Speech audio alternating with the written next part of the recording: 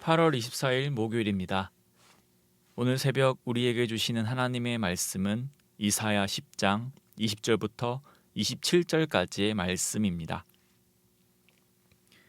그날에 이스라엘의 남은 자와 야곱 족속의 피난한 자들이 다시는 자기를 친자를 의지하지 아니하고 이스라엘의 거룩하신 이 여호와를 진실하게 의지하리니 남은 자 곧 야곱의 남은 자가 능하신 하나님께로 돌아올 것이라.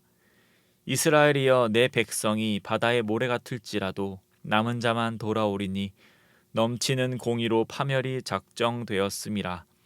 이미 작정된 파멸을 주 만군의 여호와께서 온 세계 중에 끝까지 행하시리라.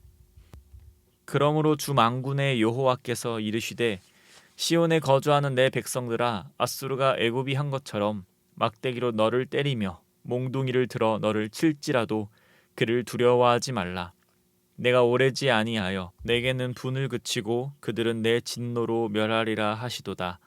만군의 여호와께서 채찍을 들어 그를 치시되 오렙 바위에서 미디안을 쳐 죽이신 것 같이 하실 것이며 막대기를 드시되 바다를 향하여 애굽에서 하신 것 같이 하실 것이라.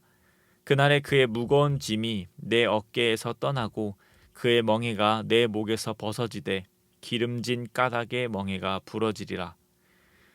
아는 것은 참으로 중요합니다. 그러나 유명한 속담인 아는 것이 힘이다처럼 아는 것이 힘이 되려면 경험도 동반되어야 한다고 생각합니다. 안다고 하지만 그 아는 것이 내 것이 아닌 경우가 참 많습니다. 요즘은 유튜브로 지식을 얻는 경우가 참 많은데 유튜브를 볼 때는 그 지식이 내 것처럼 느껴지지만 돌아서면 아무것도 안 남는 경험을 많이 합니다. 우리의 신앙도 마찬가지인 것 같습니다. 하나님을 안다고 하지만 그것이 우리에게 올바른 믿음과 인내하는 신앙으로 나타나지 않습니다. 하나님을 안다는 그 말이 하나님을 온전히 신뢰한다라는 의미와 동일하게 여겨질 수는 없습니다. 지금까지 살펴본 이사야의 말씀을 통해서 하나님께서는 유다를 심판하신다라는 말씀을 주셨습니다. 그리고 강력한 앗수르조차도 하나님의 심판 도구일 뿐이며 그 심판 도구가 자신의 역할을 망각하고 교만하기에 하나님은 앗수르도 멸하신다라고 말씀하십니다. 오늘 함께 읽은 본문 20절에서 하나님은 이스라엘의 남은 자에 대해 말씀하십니다. 여기서 남은 자는 긍정적인 의미와 부정적인 의미를 둘 다 가지고 있습니다. 부정적으로는 남은 자라는 것은 망하는 것입니다. 애초에 망하지 않았다면 남은 자가 존재할 이유가 없습니다. 모든 것이 파괴되고 망했기에 남은 자가 존재하는 것입니다. 한 신학자에 의하면 앗수르의 문헌에서 이 남은 자라는 표현이 자주 등장하는데 이 남은 자의 의미는 앗수르의 정복이 워낙 철두철미해서 자신들의 강함을 드러내는 표현이고 피지배 국가에게는 무서운 심판의 단어라고 합니다. 그래서 20절에서와 같이 남은 자를 말씀하실 때 하나님의 백성들은 하나님이 말씀하신 대로 분명 심판을 당할 것입니다. 그렇다면 긍정적인 것은 무엇인가요? 망하지만 완전히 망하지는 않는 것입니다. 하나님께서 은혜로 보호하셔서 분명 남겨진 자들이 있습니다. 남겨진 자들이 있다라는 것은 완전히 뿌리째 뽑혀서 아무런 소망이 없는 것이 아니라 다시 회복할 여지가 있음을 말해주는 것입니다. 그리고 하나님께서는 분명 하나님의 심판으로 철저하게 망한 나의 백성을 분명 회복시켜 주겠다라는 의미로 이 남은 자에 대해 말씀하십니다. 20절에서와 같이 그 남은 자들은 다른 것을 의지하지 않고 이스라엘의 거룩하신 여호와를 진실하게 의지할 것입니다. 21절에서와 같이 하나님의 은혜로 남은 자는 다른 누구도 아닌 능하신 하나님께로 돌아오게 될 것입니다. 하나님의 심판과 멸망은 분명 하나님의 백성들에게 가혹한 결과이고 마주하고 싶지 않은 사실입니다.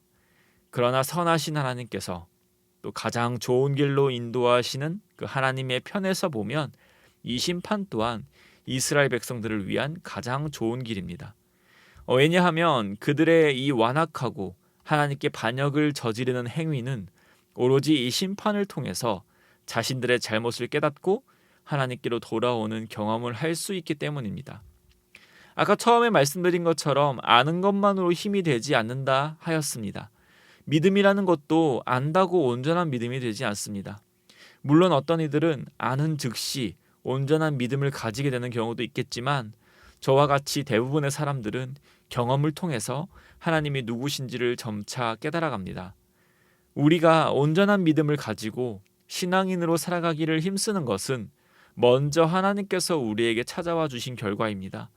그리고 믿음이 없고 의심하고 신앙인으로 살아가기를 거부하는 우리들에게 끊임없이 연단하시고 끊임없이 설득하셔서 점차 하나님이 누구신지를 경험케 하십니다. 그 경험에는 참 많은 것들이 담겨 있습니다. 고난이 있을 수도 있고 행복과 기쁨이 있을 수도 있습니다. 그 모든 과정을 통하여서 우리는 하나님을 경험합니다. 고난 가운데도 하나님이 지켜주시기에 영원히 망하지 않는구나. 하나님이 나와 함께 하시기 때문에 예전에는 기쁨이라 여기지 못할 것도 기쁨으로 여겨지는구나와 같이 말입니다. 하나님의 백성들은 하나님의 심판 이후에 알게 될 것입니다. 정말로 자신들을 멸망시킨 것은 다른 나라가 아니라 자신들의 잘못을 벌하시는 하나님이시구나. 그리고 자신들을 멸망시키는 그 대적들을 또 심판하시는 것을 보며 우리를 멸망시킨 그들조차도 하나님께서 벌하시는구나. 정말 하나님은 세상의 주인이시구나를 경험하게 될 것입니다. 그 경험을 통하여 이스라엘 백성은 분명 여호와를 진실하게 의지하는 때가 올 것입니다. 사랑하는 성도님, 종일 소식을 전하는 뉴스를 보면 기쁘고 좋은 소식은 없고 심각하고 우울한 이야기만 가득합니다. 어떤 이들은 환경은 이제 망가질 대로 망가져서 회복 불능 수준이다라고 이야기하는 일도 있습니다. 실제 현재 날씨를 보면 그 말이 피부에 와닿는 것 같습니다.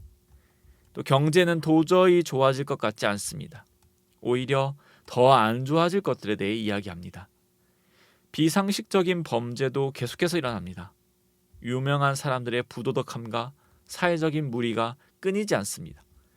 이런 안 좋은 소식이 끊이지 않는 세상 가운데 우리는 유일한 기쁜 소식을 가지고 있습니다. 그 기쁜 소식을 단지 전해 들었을 때 그것이 정말 기쁜 소식인지 몰랐으나 이 나쁜 소식이 가득한 세상에 살아가면서 또 하나님의 백성으로 그리스도의 제자로 살아가기를 힘쓰면서 우리는 경험을 통하여 이 기쁜 소식이 정말 기쁜 소식임을 이해하고 깨닫습니다.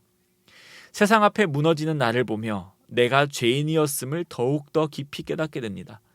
내가 얼마나 심각한 죄인인지를 깨달을수록 예수 그리스도의 십자가 사랑과 부활의 은혜가 얼마나 말도 안 되는 일인지를 조금은 이해하게 됩니다. 그리고 그 창조주의 사랑이 나를 여전히 붙들고 있고 나를 감싸고 있다는 그 사실이 이해가 되어 정말 하나님의 은혜로 살아가는 자임을 우리는 깨닫게 됩니다. 그것은 단지 아는 것으로 되는 것이 아니라 날마다 하나님과 동행하며 날마다 하나님이 함께 하심으로 경험함으로 되어지는 것입니다. 그러므로 사랑하는 성도님, 오늘 말씀하는 바와 같이 우리에게 주어진 모든 환경을 통해서 선한 길로 이끄시는 그 하나님을 경험하길 원합니다. 그 믿음의 눈으로 경험하며 살아갈 때 우리는 더욱더 이스라엘 백성이 하나님을 진실하게 의지하게 될 것처럼 우리 또한 그렇게 될 것입니다. 그리고 하나님을 경험하며 진실하게 의지하게 될 때에 우리의 모든 상황과 환경을 통해서 우리를 구원의 길로 포기치 않고 인도하시는 신실하신 하나님을 경험하시게 되기를 소망합니다. 어떤 환경과 형편 속에서도 이 사실로 인해 살아갈 소망을 포기치 않으며 오히려 하나님에 대한 감사와 기쁨이 차고 넘침으로 예수님만으로 행복한 오늘 하루의 삶을 살아가시기를 소망합니다. 기도드리겠습니다. 사랑의 하나님 감사합니다. 모든 것의 주관자인 하나님께서 오늘도 우리를 동일하게 사랑하시고 늘 우리와 동행하심으로 이 구원의 여정을 걸어가게 하시니 감사드립니다. 우리의 삶의 모든 순간을 통하여 우리는 경험하며 또 그 경험을 통하여 하나님에 대한 믿음이 더욱더 굳건해져 갈 줄 믿습니다. 그러나 우리 너무나도 부족하고 연약하여 믿음이 굳건해지는 순간으로 여기기보단 늘 불평과 불만으로 우리의 일상을 채우고 있지는 않은지 돌아봅니다.